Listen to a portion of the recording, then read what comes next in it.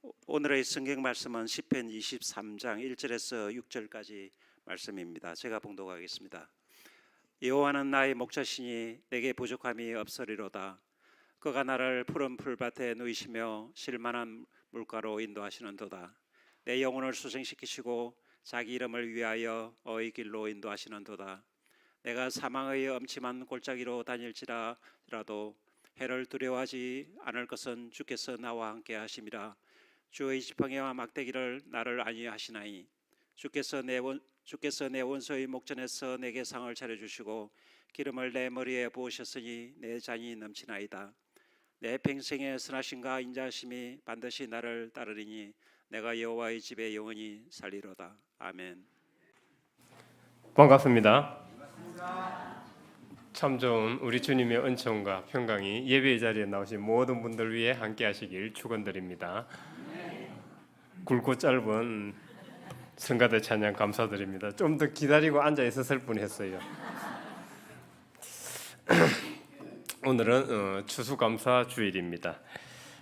추수감사 주일을 맞이하여 데살로니가 전서 5장 18절 범사에 감사하라. 이는 그리스도 예수 안에서 너희를 향하신 하나님의 뜻이니라고 하신 말씀을 다시금 되새기지 않을 수 없습니다. 우리가 범사, 즉 일상의 모든 삶에 왜 감사해야 할까요?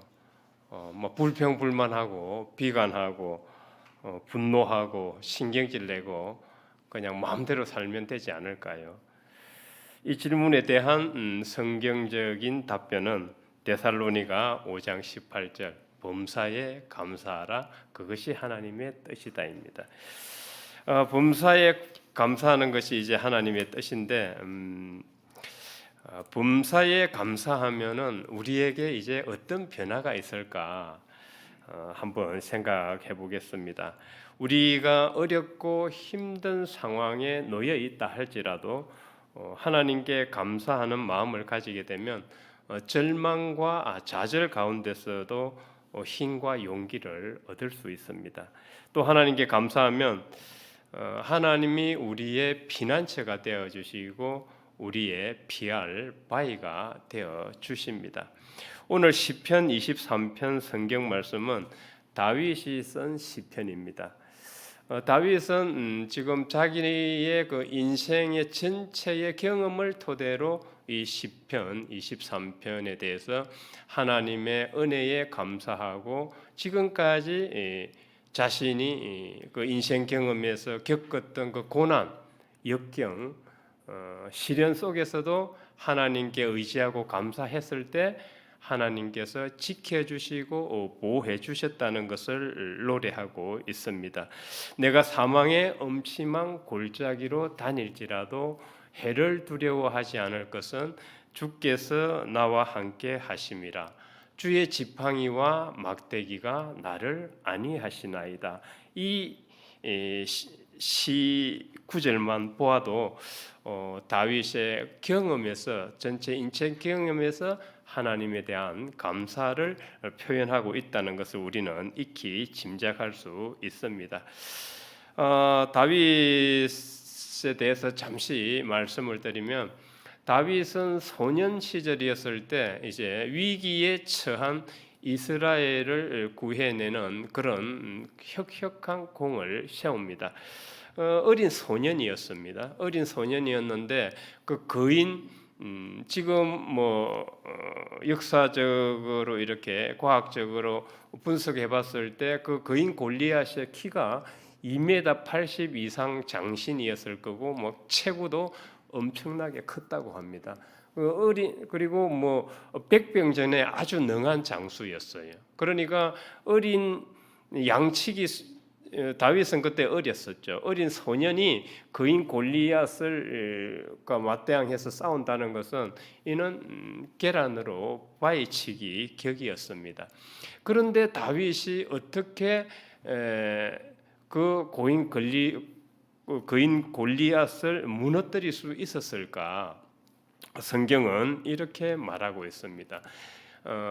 다윗이 물론 물매 돌을 끼워서 이렇게 돌려서 이제 명중시키는 건데, 과거 이제 그 역사에서 고대 이 전투를 할 때 지금은 마치 포병과 같은 것이었어요. 무기가 그렇게 시원찮지 않을 때 돌을 가지고 이제 물매를 날려서 이렇게 적을 공격했다는 그런 기록이 있다고 합니다. 다윗은 그 물매를 잘 썼어요. 그러니까 양을 치면서 맹수들로부터 양을 보호해야 됐기 때문에 그 물매를 써서 이제 뭐 맹수들을 쫓아내고 그랬던 것 같습니다. 그러나 그것만 가지고 그 큰 거인 골리앗을 이기기는 힘들었습니다. 다윗은 하나님에 대한 믿음이 확고했어요. 그러니까 이스라엘 전체 군대가 블레셋 장수 골리앗 앞에서 벌벌벌벌 떨고 사기가 완전히 떨어져 있을 때 어린 다윗이 하나님께서 함께 하시면은 내가 저 거인 골리앗을 무너뜨릴 수 있다고 확신했고, 정말 그 거인 골리앗과 싸웠을 때 성경은 다윗이 하나님께서 함께 하셔서 다윗이 고인 골리앗을 이겼다고, 무너뜨렸다고 보도하고 있습니다. 여기서 다윗은 자기네 어릴 때부터 벌써 하나님에 대한 그 확고한 믿음, 신념이 있었습니다. 그러니까 어떤 매사에 다윗은 하나님께 의지하는 가운데 자기에게 처한 일들을 해 나갔다고 우리는 볼 수가 있습니다. 그렇게 해서 다윗은 이제 훌륭한 장수로서 이제 나라의 혁혁한 이스라엘을 구하는 공을 세웠기 때문에 장수로 등용이 됩니다. 등용이 되는데 너무 이제 그때부터 전장에 나갈 때마다 하나님께 의지하고 나가고 뭐 전쟁의 신이었던 것 같아요. 그 정도로 다윗은 성경 기록에 의하면은 나가는 전쟁마다 이겼는데 이제 그렇게 잘 나가다 보니까 승승장구하다 보니까 사울 왕이 다윗을 시기질투하게 되죠. 그의 능력을 이제 시기질투하게 됩니다. 제가 언제 나의 왕자리를 뺏을 줄 모른다. 그렇게 해서 그때부터 이제 다윗은 이제 내리막길을 걷게 됩니다. 사울 왕이 나라의 군대를 동원해서 그 다윗을 이제 잡아 죽이려고 추격을 벌이게 되죠. 다윗은 그 광야에서 얼마나 고통스러웠을까요? 지금 우리도 지금 죄를 짓고 뭐 어디 뭡니까? 저기 진명수배에 붙으면 얼마나 불안하고 떨려요. 잡힐까봐. 그런데 다윗은 혼자 그 전체 이스라엘 군대가 진명수배를 해서 자기를 잡으러 다녔으니까 얼마나 불안하고 떨렸겠어요. 그리고 그렇게 오랜 세월 광야에서 도망자 신세로 그렇게 살았습니다. 그래서 다윗은 그런 시련과 역경 속에서도 뭐 남을 탓하거나 자포자기하거나 그러지 않았어요. 그의 삶 자체는 그러한 시련과 어려운 가운데서도 늘 하나님께 의지하며 살아갔습니다. 그랬을 때 결국 하나님께서는 다윗이 오늘 시편 23편에서 원수의 목전에서 내게 기름을 부으시고 내 잔이 넘친다고 했듯이 하나님께서는 그 다윗을 이제 다윗께 함께 하셔서 그 다윗이 12지파를 통일하는 그런 통일 왕국의 왕으로 추대받도록 하십니다. 그렇게 해서 어렸을 때부터 다윗은 하나님께서 함께 하심으로 자신이 온전할 수 있었고 이제 왕까지 되었다는 것을 이 시편 23편에서 고백을 하고 있는데요. 그러면은 다윗이 왕이 되었어도 모든 일이 순조로웠을까요? 다윗은 왕이 되었어도 그 일이 자신의 일이 순조롭지는 않았습니다. 왕자의 난이 일어나죠. 밑에 여러 왕자들이 있었는데 압살롬이 이제 부왕을 무너뜨리고 반역을 일으킵니다. 부왕을 무너뜨리고 이제 자기가 그 왕이 되기 위해서 왕자의 난을 꾸미게 되죠. 그렇게 해서 다윗은 왕이 되어서도 또 도망자 신세가 됩니다. 그런 상황에서도 그런 다윗의 삶을 보면은 많은 우여곡절을 겪고 이 인생의 부침, 마치 롤러코스터를 타는 것처럼 올라갔다 내려갔다 올라갔다 내려갔다 그렇게 인생의 부침이 끊임없이 이어지게 됩니다. 그럼에도 불구하고 다윗은 하나님에 대한 의지, 믿음 그리고 하나님께 이 감사하는 삶을 잊지 않았습니다. 그렇게 자신에게 죽음의 위기가 닥치고 불리한 상황에서도 다윗은 하나님께 의지함으로써 그 모든 것을 이겨냈던 것이죠.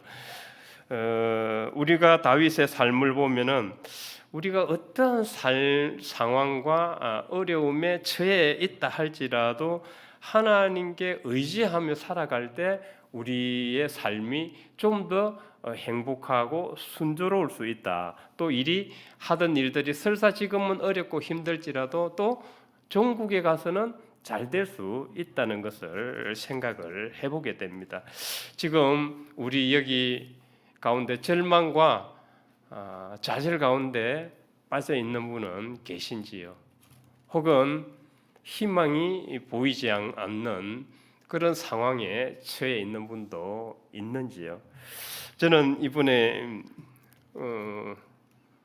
고3 학부모 입장에서 이 고3 학부모 입장이 돼 보니까 이번 그 수능이 얼마나 중요한지 알게 되었어요.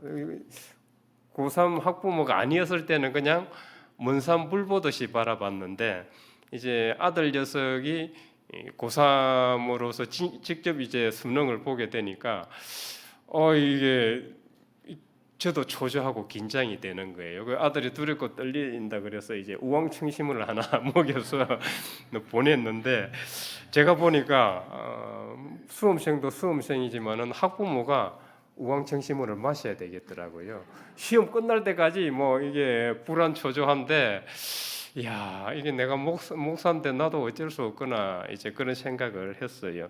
아마 제 아들 녀석 시험 결과가 궁금하실 텐데 아마 제가 볼 때는 재수를 해야 되지 않을까 그런 생각이 그런 상황입니다. 지원한 곳이 인공지능 쪽인데 율이 너무 높아요.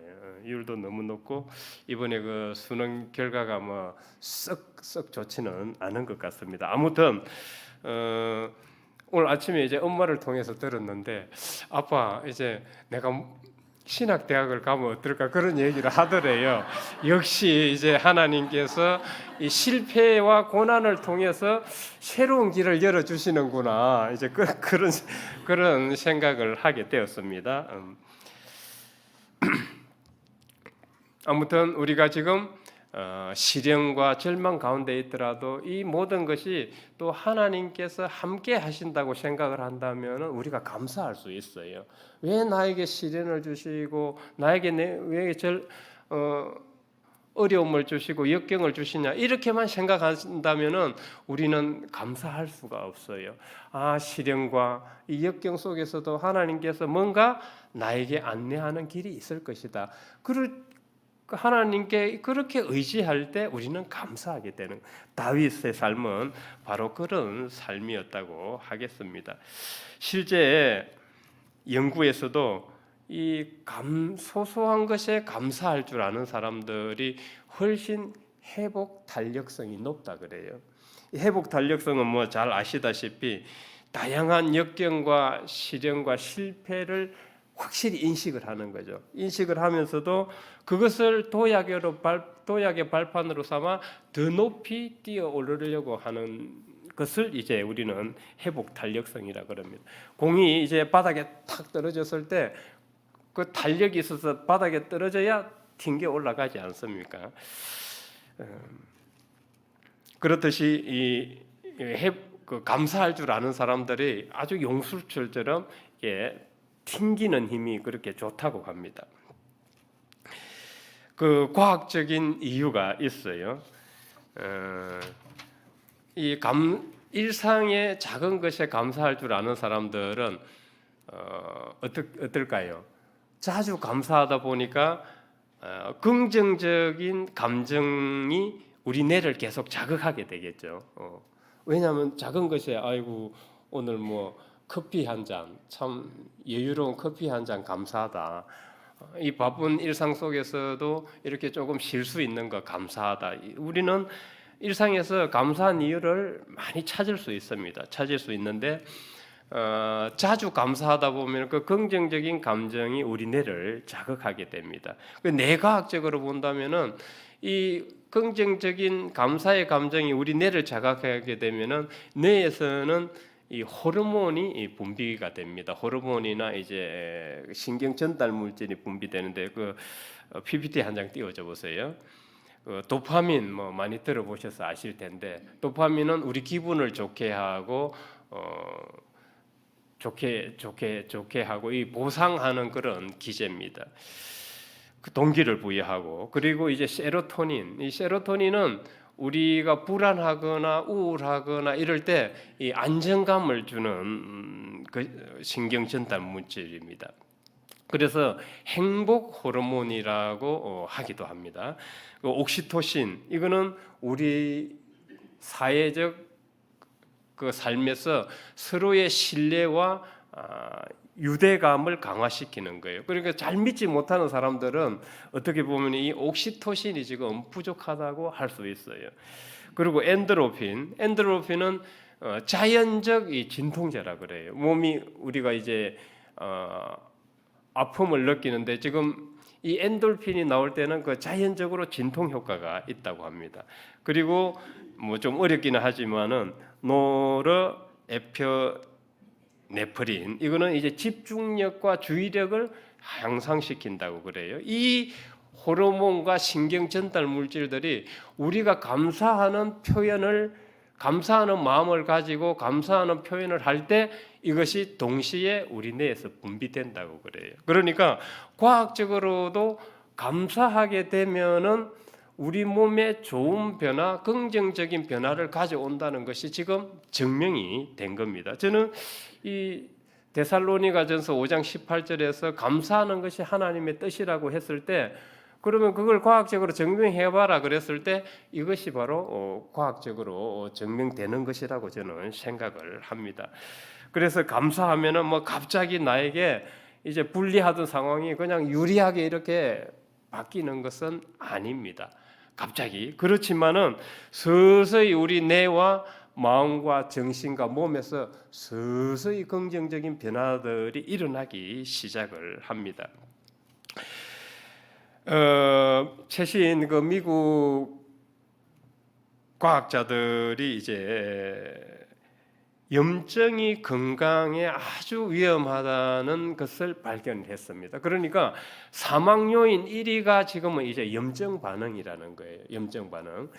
지금 우리가 상처가 났을 때 이 공고하죠.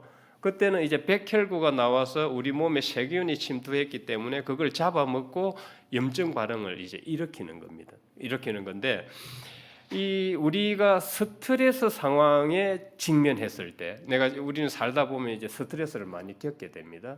스트레스 상황에 직면했을 때 지금 우리 안에 세균이 지금 침투하지는 않았잖아요. 스트레스 상황인 때 이때 백혈구가 나오게 돼요. 마치 세균이 나온 줄 알고 백혈구가 순찰을 하게 된다고 그래요. 그러면은 백혈구는 나왔으면은 뭘 잡아먹어요.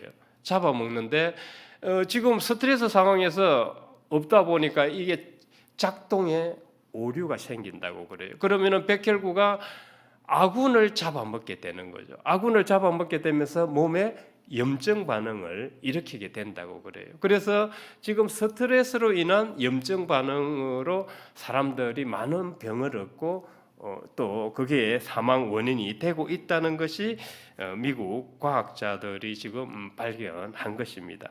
그런데 이제 이 감사하는 긍정적 반응이 우리 뇌에 자극을 주게 되면은 우리 뇌에서는 앞서 말했듯이 그런 좋은 우리 몸에 좋은 그런 신경 전달 물질과 호르몬들이 나오면서 면역 체계가 증강이 된다 그래요. 그러니까 정신 건강뿐만 아니라 몸도 건강해진다는 것이죠. 이게 이제 과학적으로 증명이 된 것입니다. 그래서 리포니스 박사는 우리가 이 불평불만이나 부정적인 감정으로 인해서 이제 부정적인 감정으로 인해서 생기는 그 독소가 있는데 그 독소를 해독하는 것이 바로 감사의 감정이라고 그래요. 감사의 감정이라고 합니다. 그래서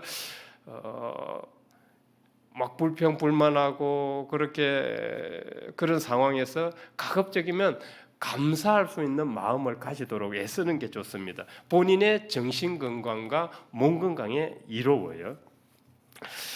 감사할수록 우리 이 삶에 긍정적인 변화를 가져온다는 여러 이제 보도들이 있는데 그 중에서 한 가지를 말씀드리면은 교통사고로 딸을 잃은 이제 여인이 있었습니다.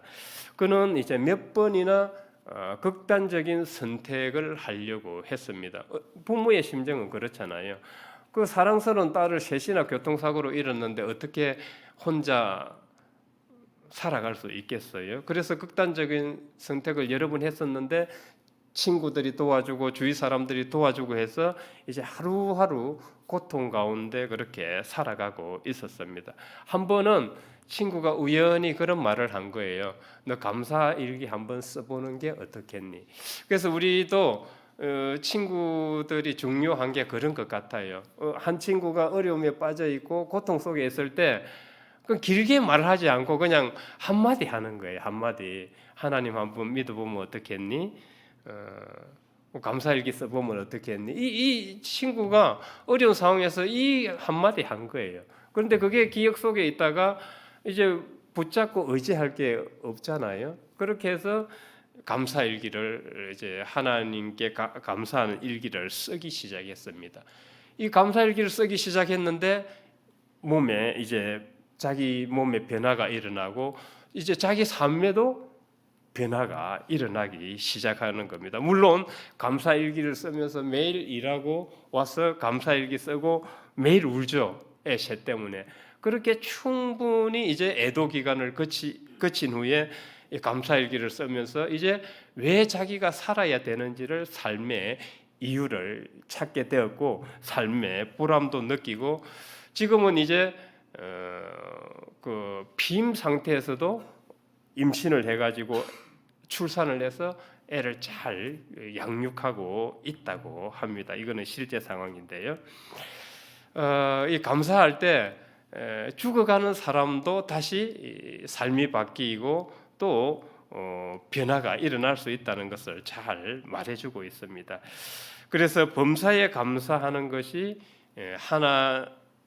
하나님의 뜻이라고 한 성경 말씀은 과학적으로 접근을 해도 진리라는 것을 우리는 잘 알 수가 있습니다. 그러면 우리가 감사하게 되면은 이 조금 보이지 않는 영역에 대해서 한번 생각을 해볼 필요가 있습니다. 감사하게 되면은 하나님의 이제 제가 앞서는 이제 과학적 증거들을 말씀을 드렸고 이 신앙적으로 접근을 해본다면은 감사하게 되면은 우리의 이 마음과 뜻이 하나님의 은혜와 그 평강의 장 안에 놓이게 된다고 봅니다. 여러분들 보이지 않는 에너지 장에 대해서 아마 들어보셨을 텐데요. 도토리가 어떻게 참나무가 될까요? 생각해 보셨어요? 당연하다고 생각했죠. 지금 여기에 올라와 있는 배추, 무, 야채들이 처음에는 조그만 작은 씨앗이었어요. 저들이 어떻게 땅 속에 들어갔는데 가을에는 저렇게 풍성한 배추가 되고 무가 됐을까요? 봄에 묘가 아주 야릿야릿하잖아요. 바람 불면은 그냥 확 휩쓸려 버리는 그 야리하리한 묘가 어떻게 가을에 저렇게 풍성한 황금 들녘을 이룰 수 있을까요? 지금 이 세상에는 많은 훌륭한 성자들과 성인들이 있는데 그 현미경으로 관찰해야 보일 수 있는 그 정자와 난자가 만나서 어떻게 하나님의 형상을 가진 훌륭한 성자가 되고 인간이 될 수가 있을까요? 이거 한번 생각해 보셨어요? 그냥 당연하다고 생각을 했죠? 이것은 하나님께서 세상을 창조하실 때 이 우주 공간에 하나님의 생명이라는 에너지 장으로 형성해 놓은 거예요. 그러니까 쉽게 말하면 그 에너지 장에 들어가면은 사람은 그렇게 성장을 하게 되어 있는 거예요. 식물과 동물은 자기 모습대로 발전하고 성장하게 되어 있는 거죠. 그래서 이제 보이지 않는 에너지장은 뭐 길게 설명하기는 그렇고 그와 같다고 보시면 돼요. 마치 하나의 시스템인 거죠. 그 시스템 안에 들어가면은 그런 모양으로 각기 다른 모양을 가지면서 성숙하고 발전하게 된다는 것입니다. 이걸 이제 염두에 놓고 볼 때 하나님 감사하는 것이 하나님의 뜻이라고 했을 때 이 감사하는 마음과 하나님의 마음은 같은 것이다. 이런 상황을 놓고 본다면은 감사할 때 하나님께서 만들어 놓으신 우주에 만들어 놓으신 그 보이지 않는 생명의 에너지장이 활성화되는 같이 스파크를 일으키면서 활성화된다고 보겠습니다. 그래서 감사, 사랑, 영민, 자비 이런 감정을 가질 때 우리는 하나님의 은혜와 사랑의 장 안에 놓이게 된다. 이렇게 볼 수 있는데요. 이걸 한 가지 더 예를 든다면은 자석에는 음극과 양극이 있습니다. 그러면 자석이 만날 때 음극과 양극은 서로 끌어당기게 되죠. 끌어당기게 되는데 우리의 그런 어떤 하나님의 마음, 하나님의 품성, 감사, 사랑, 연민, 자비도 이와 같기 때문에 하나님의 생명 에너지 장 안으로 끌려 들어가서 놓이게 된다. 이렇게 볼 수가 있겠습니다. 그래서 우울하고 불안하고 부정적인 것들, 나쁜 것들이 물러나고 하나님의 생명과 소망과 삶의 의지와 활력이 우리에게 주어지게 된다고 봅니다. 그래서 성도님들께서는 이제 왜 하나님께 감사하는 것이 하나님의 뜻인지 아셨기 때문에 지금까지도 감사를 잘 해 오셨지만은 앞으로도 더욱더 좀 일상의 작은 것에 감사함을 찾을 수 있는 모두가 되었으면 좋겠습니다. 끝으로 그러면은 일상의 작은 것에 감사할 줄 아는 성도가 되기 위해서 어떤 좋은 방법이 있을지를 한번 생각을 해보겠습니다. 다음 스크린 띄워주세요.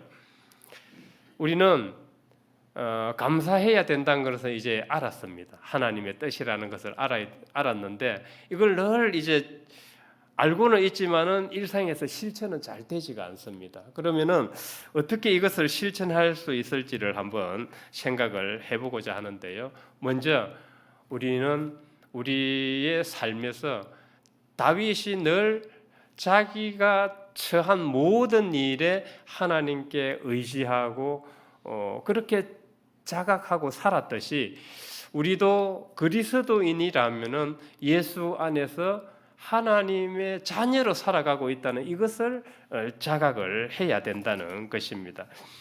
왜냐하면은 아담이 에덴 동산으로부터 세상에 유배된 후에 하나님과 우리의 관계는 단절되었다고 보고 있습니다. 그렇다면은 하나님이 인간 예수로 오셔서 다시금 하나님과 인간 사이에 단절된 관계를 연결시켜 주셨습니다. 이것을 기독교에서는 구원이라고 합니다.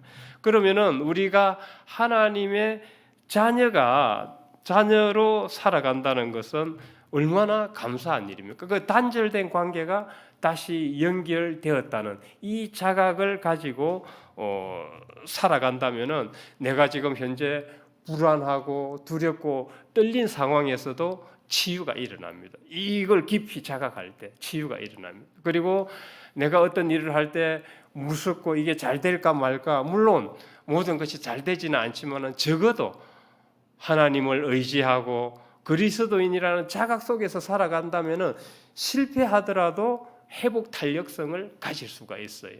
가질 수가 있습니다. 그래서 우리는 일상의 작은 것에 감사할 줄 아는 성도가 되기 위해서는 내가 예수 그리스도 안에서 하나님의 자녀로 살아가고 있다는 이 자각을 꼭 해야 되겠습니다. 두 번째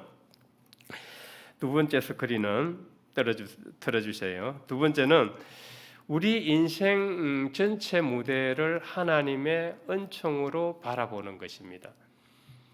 하나님은 선인과 악인에게도 비를 내려주시고 공기를 주시고 햇빛을 주십니다. 하나님은 선인은 천국 보내주고 악인 너희들은 다 지옥 보내겠다. 이렇게 한다면은 예수 그리스도를 이 땅에 보내실 필요가 없습니다. 하나님 나라는 악인과 선인들이 다 하나님 안에서 하나님 은총과 자비 속에 살아가도록 하는 것입니다. 2000년 전에 신분제도에서는 노예는 자비로운 노예가 될 수가 없습니다. 노예는 주인 시킨 대로 해야 되잖아요. 자비로운 노예가 될 수가 없습니다. 사랑과 자비를 베푸는 사람들은 주인이고 통치자들입니다. 그런데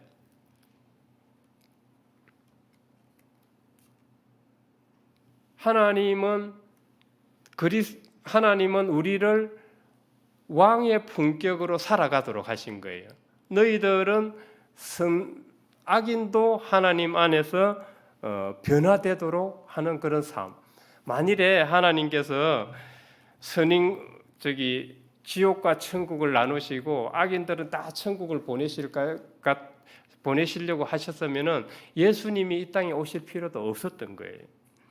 그래서 그다음 PPT를 띄워주세요. 이사야 11장 6절에서 9절을 같이 교독을 한번 해보겠습니다. 제가 먼저 읽어보겠습니다. 이리가 어린 양과 함께 살며 포범이 어린 염소와 함께 누우며 송아지와 어린 사자와 살찐 짐승이 함께 있어 어린 아이가 그것들을 이끌리라.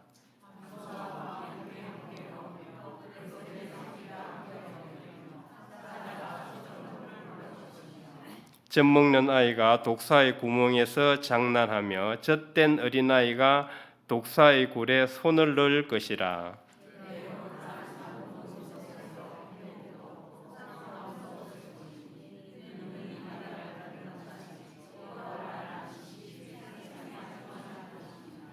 이게 하나님의 비전이에요. 이게 하나님 나라의 비전입니다. 그러니까 너희들은 이사야가 이제 보여준 하나님 나라의 비전인데 그리스도인들은 이런 하나님의 꿈과 비전을 가지고 이 땅에서 통치자 왕처럼 살아가라는 거예요. 노예처럼 시키는 것만 하고 그렇게 살아가지 말고 주체적인 신앙으로 창의적인 신앙을 해 나가라는 거예요. 그래서 우리가 하나님의 이런 꿈과 비전을 가지고 살아간다면은 내가 하나님 나라를 한 땀 한 땀 이루어가는데 동참한다면 그 얼마나 감사한 일이겠어요. 얼마나 감사한 일이겠어요. 세 번째는 우리가 일상에 감사하기 위해서는 과도한 욕심을 버려야 돼요. 제 아들을 보니까 너무 과도한 욕심을 부렸어. 너무 과도한 욕심을 부리니까 삶이 고통스러운 거예요. 자기가 시험 못 본 것에 대해서 너무 자책하고 힘들어하고 있는 거예요. 그래서 아이고야, 저걸 이제 깨달으려면은 시간이 조금 많이 걸릴 텐데 하나님께서 실패를 통해서 또 어떤 길을 안내하실 건데 그걸 깨닫기까지는 시간이 좀 필요할 것이다. 그런 생각을 저는 하고 있는데 보니까 어쨌든 빨리 이렇게 목회 쪽으로 생각을 하고 있는 거 보니까 빨리 전환이 되고 있는 것 같아요. 전환이 되고 있는 것 같아서 그나마 다행인데 뭐 앞으로는 또 어찌 될지 모르겠습니다만은 우리가 이 과도한 욕심과 욕망을 조금 내려놔야 됩니다. 33평 아파트 60억짜리 사는데 저 사람은 은행 잔고에 몇십억 있는데 그 사람들과 비교해서 살면은 내 삶이 어떻게 되겠어요? 늘 비교하며 상대적 박탈감 속에서 살아가게 돼요. 내가 언제 그렇게 되겠어요? 지금 신앙 안에서 우리의 과도한 욕심과 욕망을 조금 다스려야 돼요. 다스려야 됩니다. 이것이 우리를 감사하지 못하도록 발목을 잡고 있어요. 그래서 감사하는 일기를 한 5가지 정도 써봤으면 좋겠어요. 매일은 못 쓰더라도 1번부터 5번, 1번부터 하루에 2-3번이라도 오늘 눈을 떠서 감사하다. 오늘 볼 수 있어서 감사하다. 들을 수 있어서 감사하다. 옆에 일어나니까 부모, 형제, 자식이 있어서 감사하다. 그리고 교회 오니까 형제들이 있어서 감사하다. 5가지만 한번 적어보세요. 그리고 욕심일기 들어보셨어요? 욕심일기도 같이 동시에 한번 써보십시오. 내가 오늘 욕심을 뭘 부렸지? 5개 정도. 그렇게 해서 욕심일기와 감사일기를 대조해 보시면은 알 수 있어요.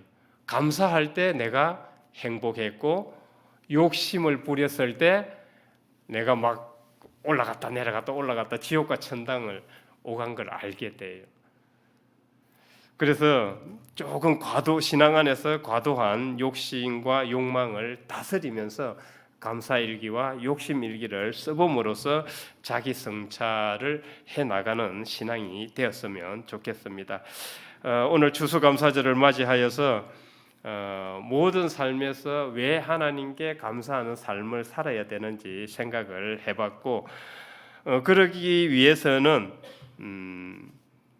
우리가 예수 그리스도 안에서 하나님의 자녀로 살아가고 있다는 이 자각을 분명히 해야 되고 그리고 이 인생의 전체 무대를 하나님의 은총으로 바라보고 내가 하나님의 왕과 통치자의 품격으로 하나님의 꿈과 비전을 한 땀 한 땀 이루어가는데 동참하고 있다는 것을 알아야 되겠고 감사해야 되겠고 세 번째는 신앙 안에서 과도한 욕심을 다스릴 줄 알아야 되겠습니다. 그렇게 해서 하나님의 은총과 평강의 장 안에서 행복한 신앙인들이 다 되시길 주의 이름으로 축원드립니다. 하나님 아버지 감사드립니다. 오늘 추수감사주의를 맞이하여 왜 범사에 하나님께 감사해야 하며 또 감사하기 위해서는 어떻게 해야 되는지를 생각해 보았습니다. 저희들은 많은 것을 누리고 있고 또 많은 것을 가지고 있습니다. 그럼에도 불구하고 더 가지려고 하고 더 누리려고 하고 더 먹으려고 하고 더 다니려고 하고 있습니다. 이제는 신앙 안에서 과도한 욕심과 욕망을 다스리고 범사에 작은 것에 소소한 것에 감사함으로써 하나님의 은혜와 평강의 장 안에 놓이게 되는 저희들이 되도록 인도하여 주옵시고 부족한 저희들의 심령을 하나님 성령 안에서 다스려갈 수 있도록 도와 주옵소서. 감사드리며 예수 그리스도 이름으로 기도드립니다. 아멘.